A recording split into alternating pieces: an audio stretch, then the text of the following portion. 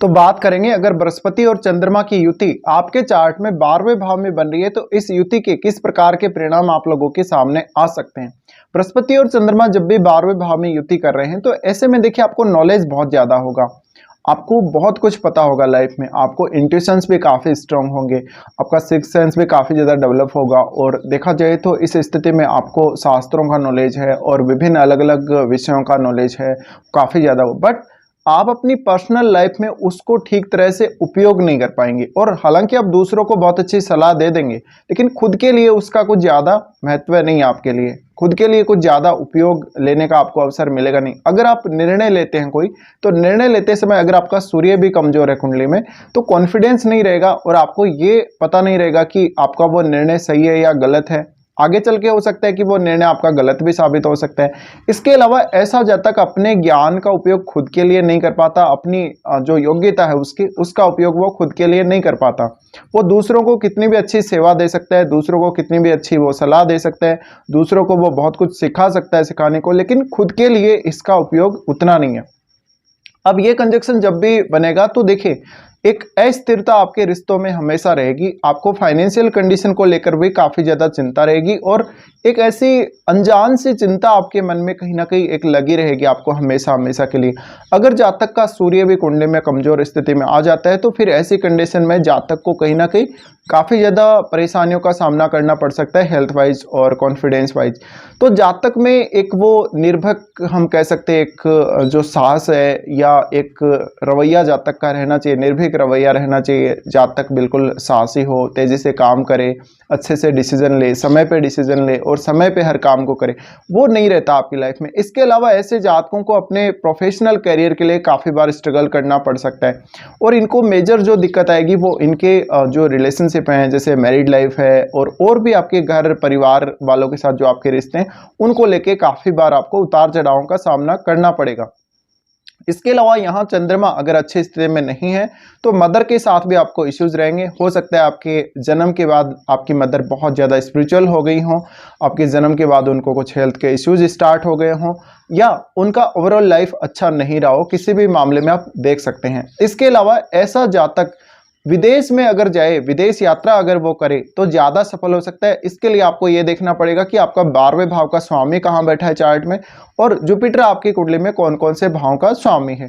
तो दो जो जुपिटर के भाव हैं उनको लेके भी आपके अंदर इस प्रकार की दिक्कतें रहेंगी या इस प्रकार का आपके अंदर कॉन्फिडेंस डेवलप नहीं हो पाएगा कुछ हद तक, जहां पर आप एक सटीक निर्णय ले सकें, जहां पर आप सही तरीके से पॉजिटिव तरीके से सोच सकें। तो जातक के पास हालांकि सब कुछ होगा लेकिन वो अपनी क्वालिटी को दूसरों को प्रदान कर देगा, दूसरों को दे देगा। इस प्रकार के जातक धार्मिक होते काफ़ी ज़्यादा और इनको जो स्पिरिचुअल प्रोग्रेस है उसको करने में बहुत ज़्यादा ईजी रहता है लाइफ में। तो ऐसे जातक एक साधु संत की भांति, एक साधक की भांति, एक पुजारी की भांति इस प्रकार से जीवन यापन करेंगे और ये प्रभाव आपको जैसे जैसे आपकी आयु बढ़ेगी वैसे वैसे बढ़ता जाएगा। आपको 40-45 के बाद ये प्रभाव और भी ज़्यादा देखने को मिलेगा।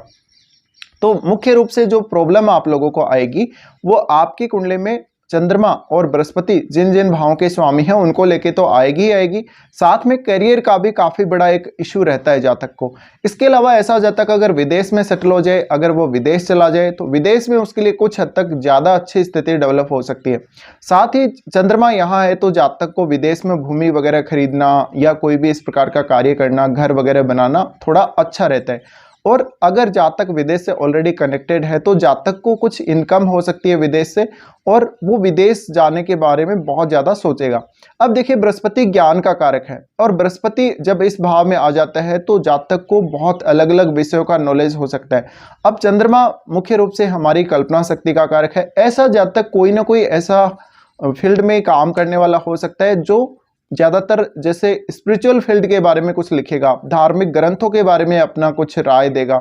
तो ऐसे जातक कुछ राइटर, अच्छे राइटर बन सकते हैं, अच्छे कवि बन सकते हैं, अच्छा साहित्य लिख सकते हैं, ये कुल मिलाकर देखा जाए तो। इसके अलावा आपकी जो कल्पना शक्ति है, आपका जो मन है, वो सीरियसली 12वें भाव से कनेक्ट हो जाता है और वो जुपिटर का जो गुण है उससे भी कनेक्ट हो जाता है। तो इसका मतलब है आप अगर 12वें भाव से रिलेटेड कोई भी काम करेंगे तो वहां पर सफलता मिलने के आपको ज्यादा चांसेस रहेंगे, लेकिन चंद्रमा यहाँ स्ट्रॉन्ग होना बहुत जरूरी है। अब देखिए, जुपिटर अगर यहाँ रेट्रो हो जाते हैं तो जुपिटर रेट्रो होने पर कुछ हद तक इस जुपिटर के आपको अच्छे परिणाम देखने को मिलेंगे, क्योंकि नॉर्मल स्थिति में जुपिटर आपको उतना अच्छा रिजल्ट नहीं दे पाएंगे। लेकिन अगर जुपिटर यहाँ रेट्रो स्थिति में होंगे तो फिर कुछ हद तक आपके लिए आपकी जो डेली लाइफ है, आपका जो मैरिड लाइफ है, उसके लिए एक पॉजिटिव बात हो सकती है। लेकिन यह भी डिपेंड करेगा कि जुपिटर आपकी कुंडली में कौन कौन से भावों के स्वामी हैं, ये देखना है आपको। अब देखिए, हम अगर बात करें तो आपके 12वें भाव के स्वामी पर अब बहुत कुछ डिपेंड हो जाएगा। 12वें भाव का स्वामी कौन है और वो चार्ट में कहाँ बैठा हुआ है, क्या वो 12वें भाव से कनेक्टेड है, क्या वो 4th हाउस से कनेक्टेड है, क्या वो 6th हाउस से कनेक्टेड है, या फिर वो 8th हाउस से कनेक्टेड है। ये सब आपको देखना पड़ेगा। अगर वो इन भावों से कनेक्टेड है तो काफ़ी स्ट्रॉन्ग प्रभाव उसका आपके चार्ट में देखने को मिलेगा आप लोगों को। इसके अलावा ऐसे जातक कभी कभी अनियोजित रूप से किसी काम को करते हैं, अनियोजित रूप से अपना पैसा खर्च कर देते हैं, या ये कमाते बहुत है लाइफ में लेकिन इनको सुकून नहीं मिलेगा कभी भी, मानसिक रूप से हमेशा इनको असंतुष्टि रहेगी, ज्ञान के ये हमेशा प्यासे रहेंगे लेकिन ज्ञान भी इनको प्रॉपर तरीके से या तो प्राप्त नहीं हो पाएगा, अगर प्राप्त हो भी पाएगा तो मन में इनके एक वो जो प्यास रहती है वो हमेशा बनी रहेगी। इसके अलावा ऐसे जातक किसी भी प्रकार का राइटिंग से जुड़ा हुआ कार्य करें तो वहां भी इनको एक स्थिरता देखने को नहीं मिलती। साथ ही ऐसे जातकों का जो प्रोफेशनल करियर होता है वो काफ़ी उतार चढ़ाव भरा हो सकता है।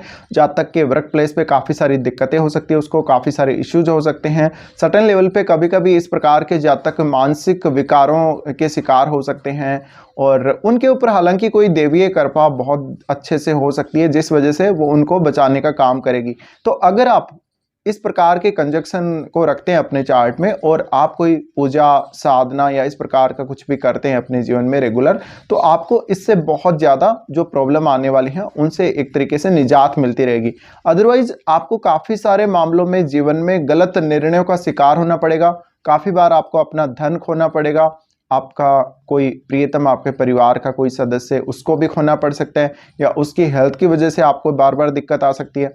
इसके अलावा मुख्य रूप से ऐसा जातक धनी होगा लेकिन वो अपने धन को नियोजित नहीं कर पाएगा, उसकी कोई प्लानिंग नहीं होगी धन को लेके विशेष रूप से।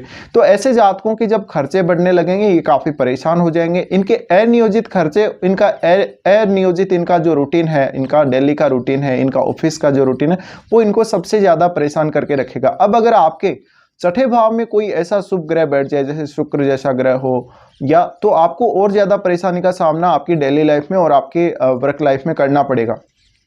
तो यहाँ पे देखिए, जुपिटर का जो अच्छा प्रभाव है आपको लेने के लिए जुपिटर रेट्रो होना जरूरी है यहाँ पर, और चंद्रमा यहाँ पर बहुत ही अच्छा होना जरूरी है। अगर चंद्रमा यहाँ पर अच्छे नहीं है तो आपका मन ठीक तरीके से काम नहीं कर पाएगा, भले ही आपको ज्ञान कितना भी हो, लेकिन आप मानसिक रूप से काफ़ी बार समस्या यहाँ पर झेलेंगे।